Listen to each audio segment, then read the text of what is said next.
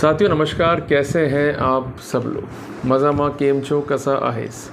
साथियों, आज की लर्निंग क्लास में एक इम्पॉर्टेंट कंसेप्ट हम समझने वाले हैं और एक ऐसी प्रॉब्लम जो आपके घर में रोज़ ही होती है कि आपके दादाजी ने या आपके पिताजी ने एक प्रॉपर्टी खरीदी और प्रॉपर्टी है करोड़ों के अंदर। अब आपके विचार नहीं मिल रहे हैं या कुछ लोग जो है बाहर चले गए हैं और अल्टीमेटली सब ये चाहते हैं कि प्रॉपर्टी को बेच दो और अपना अपना हिस्सा लिया और हम लोग फ्री हुए। क्लियर है?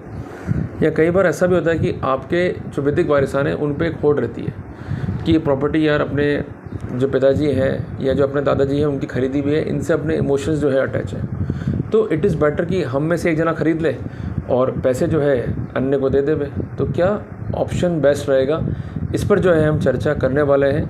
और इसके अलावा एक ऑप्शन ये भी देखा गया है कि क्या हम गिफ्ट भी ले सकते हैं, क्या हम रेलिंगेज डीड का ऑप्शन भी ले सकते हैं। अगर वो लेंगे तो हमें कितना फ़ायदा होने वाला है इनकम टैक्स के एंगल से भी और स्टैम्प ड्यूटी के एंगल से भी, क्योंकि जब आप बेचान करने जाओगे तो document is required to be registered.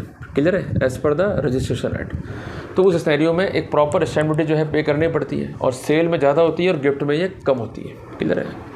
तो बेस्ट ऑप्शन क्या रहेगा, इसको हम समझेंगे एग्जाम्पल के जरिए। साथियों, मान लीजिए कोई एडवोकेट है मिस्टर एक्स, उनके पास 3 फैमिली आती हैं, मिस्टर ए की फैमिली, मिस्टर बी की फैमिली और मिस्टर सी की फैमिली। वो ये कहते हैं कि हमारे पिताजी जो है वो है मिस्टर डी, उनकी मृत्यु हो चुकी है, उनकी वाइफ की मृत्यु भी हो चुकी है। अब अल्टीमेटली हम लोग ही वारिसान हैं और हमको प्रॉपर्टी को इस तरह से डिस्पेंस विद करना है कि हमें कोई मुसीबत नहीं आए, इनकम टैक्स के एंगल से भी नंबर 1। और दूसरी बात है कि जो हमारा कैपिटल गेन है वो भी जो है हमें फ्लक्चुएट नहीं करे। और तीसरी इंपॉर्टेंट बात, स्टैम्प ड्यूटी के एंगल से भी जितना बच जाए उतना बढ़िया रहेगा। तो उनकी जो सोच है ये टैक्स चोरी नहीं है, बेसिकली ये टैक्स प्लानिंग है। वो चाहते हैं कि ऐसा प्रॉपर एग्जीक्यूशन हो ताकि उन्हें कोई भी दिक्कत वहाँ पर नहीं है।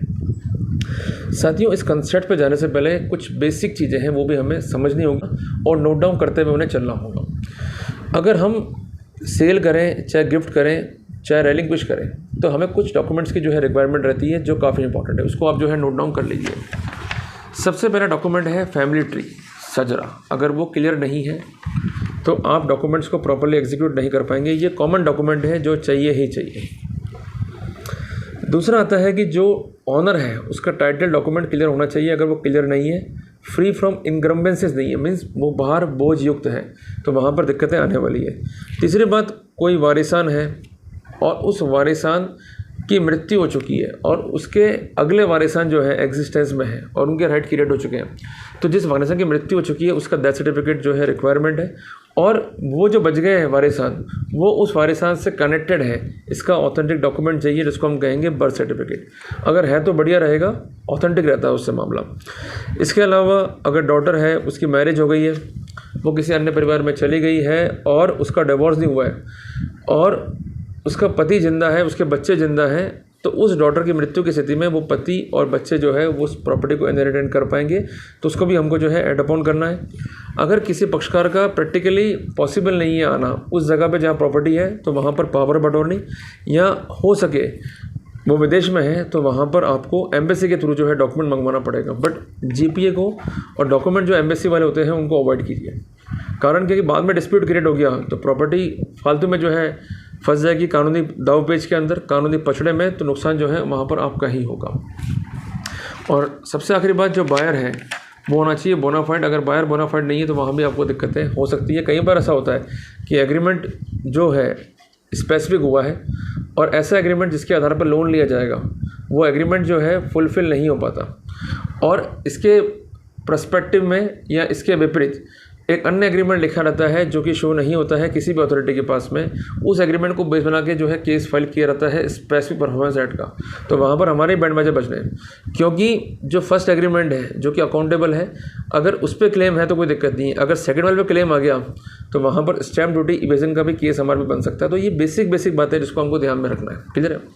अब आते हैं केस स्टडीज़ के ऊपर कि करना क्या क्या होगा। केस नंबर ए, जहाँ पर सेल सब करना चाहते हैं बट वो चाहते हैं कि हम सेल के लिए किसी व्यक्ति को ऑथराइज कर दें हमारे परिवार में से जीपीए देके।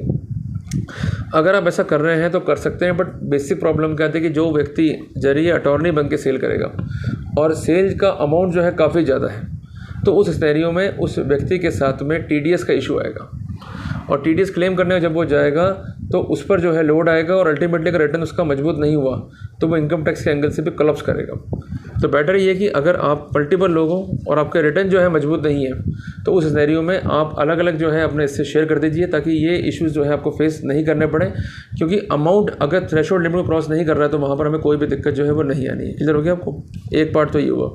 दूसरा पार्ट है जब भी हम सेल कर रहे हैं और सेल का बेसिक प्रोटोकॉल हमें ध्यान है तो हमें कोई दिक्कत हमको नहीं आएगी। उसको आप नोट कर लीजिए। सेल के 3 पार्ट हैं। सबसे पहली बात कि ट्रांसफ़र और पोजीशन का ट्रांसफ़र होना चाहिए। अगर पोजीशन ट्रांसफ़र नहीं तो सेल कंप्लीट नहीं होगा। दूसरा है कॉन्सिडरेशन, उसके लिए मैंने आपको बता ही दिया कि आपको लेना है अलग अलग। और तीसरा इंपॉर्टेंट बात यह है कि property should be clear and title should be clear. अगर तीनों ही बातें हैं तो सेल वहाँ पर एफिशिएंट होगा। तो अगर रिटर्न मजबूत नहीं है तो वहाँ पर एक व्यक्ति पर लोड डालने के बजाय आप मल्टीपल व्यक्ति मिलकर जो है सेल कर दें तो ताकि दिक्कत किसी को वहाँ पर नहीं आए। क्लियर है? अदरवाइज़ क्या डिस्प्यूट क्रिएट होंगे, दिक्कतें आएंगी, फिर लड़ते झगड़ते रहोगे, मतलब कुछ होगा नहीं। दूसरी बात है कि यदि हम गिफ्ट का ऑप्शन ले रहे हैं या रिलीज डेट का ऑप्शन ले रहे हैं तो वहाँ पर क्या स्थिति होंगी। देखो, अगर हम गिफ्ट का ऑप्शन ले रहे हैं उस सिनेरियो में एक अच्छी बात यह है कि गिफ्ट जो है वो सगे संबंधियों में होती है, क्योंकि गिफ्ट जो है वो होती है on account of love and affection. वहाँ पर कोई भी प्रतिफल जो है ट्रांसफ़र नहीं होता। तो उस सिनेरियो में जो स्टैम्प ड्यूटीज़ के इश्यूज़ हैं वो काफ़ी कम हो जाते हैं आपके ऊपर। सबसे इम्पोर्टेंट बात यह है कि अगर गिफ्ट का ऑप्शन है तो उस सिनेरियो में जब कोई प्रतिफल ही ट्रांसफ़र नहीं हो रहा है तो वहाँ पर टीडीएस के इशू या अदर इशूज़ के भी जो है दिक्कतें नहीं है। इवन रिटर्न कमज़ोर भी है तब भी कोई दिक्कत नहीं है। तो गिफ्ट तो कोई भी किसी को कर सकता है, बट एक ही शर्त है कि उनके बीच में रिलेशनशिप होना चाहिए। जब तक रिलेशनशिप नहीं है, वो सगे संबंधी नहीं है या पारिवारिक संबंध नहीं है, तो उस सिनेरियो में कोई भी गिफ्ट जो है प्रॉपर तरीके से एग्जीक्यूट नहीं होगी। कुल मिला के एक पिता अपने पुत्र को कर सकता है, एक भाई अपने भाई को कर सकता है, अपनी एक बहन जो है अपनी बहन को या एक बहन जो है अपने भाई को जो है गिफ्ट कर सकती है। इसमें कोई भी दिक्कत नहीं है। स्टैम्प ड्यूटी बहुत कम होती है एज़ कम्पेयर टू सेल, क्योंकि जो पहला वाला ऑप्शन सेल का था उसमें थर्ड पार्टी सेल है। बट कई बार ऐसा भी होता है कि आप लोग ये चाहते हैं कि हम सब मिलकर एक व्यक्ति को सेल कर दें हमारे परिवार की, उसको हम कहते हैं ऑप्शन ऑफ प्रीएम्पशन। पर जो भी व्यक्ति उसको सेल में ले रहा है उसको सबसे पहली बात अमाउंट ट्रांसफ़र तो करना पड़ रहा है। अगर वो अमाउंट ट्रांसफ़र कर रहा है तो बाकी को हो रहा है कैपिटल गेन, तो उस गिफ्ट वाले केस में तो आप बच गए उस चीज़ से। और सबसे इम्पॉर्टेंट बात यह है कि उस केस में जो केस है सेल का, वहाँ पर आपके रिटर्न्स अच्छे होने चाहिए। अगर नहीं है तो आपको बैंकिंग्स का जो है सारा लेना पड़ेगा। अगर आप वो भी नहीं करते हैं और जल्दबाजी करते हैं, चतुराई करते हैं, तो वहाँ पर आपको नोटिस इनकम टैक्स से आ सकता है। क्लियर है? जब गिफ्ट में तो क्या है भाई, प्रॉपर्टी थी, अब हम चाहते हैं कि हमारी प्रॉपर्टी का रखरखाव जो है हमारा भाई कर रहा है, जो भी कर रहा है, तो हम सब ने जो है गिफ्ट कर दी। और उसके अलावा जो आपके इंटरनल अरेंजमेंट्स हैं मनी को लेकर वो आप कर सकते हो, बट कम से कम जो एक दिक्कतें आनी थी वो आपको दिक्कतें वहाँ पर नहीं आई। क्लियर है? यही ऑप्शन जो है रिलीज़ के अंदर भी है कि हक त्याग पत्र करना, कि हक त्याग दिया हम लोगों ने, और उसके बाद जो इंटरनल अरेंजमेंट है मनी को लेकर आप कर सकते हो। तो gift and release are better option. उसके बाद एक ऑप्शन है सेल का, और सबसे आखिरी में लें सेल टू 1 पर्सन जो कि फैमिली का है, जिसको हम कहते हैं ऑप्शन ऑफ प्रीएम्पशन। तो उम्मीद करता हूँ कि आपने जो अरेंजमेंट्स हैं उनको समझा होगा कि किस तरह से वर्कआउट करना है ताकि हमें कोई भी दिक्कत वहाँ पर नहीं आए।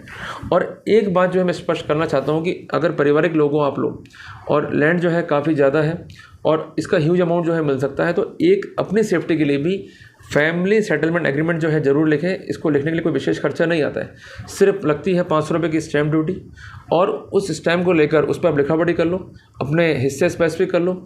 उसके बाद एक जो लोकल आपका आर्किटेक्ट है उसको बुला कर एक रनिंग नक्शा बनता है उसको बनवा लो। उसमें मामूली खर्चा आता है 1000 से लेकर 2000 के बीच में, मोटा मोटा खर्चा। और अपने हिस्से स्पेसिफिक कर लो, भाई इसका ये हरा रंग में है, इसका पीले रंग में, इसका लाल रंग में, इसका कोई और रंग में, जो भी आपको अच्छा लगे, ताकि भविष्य में कोई डिस्प्यूट आपको आएगा नहीं।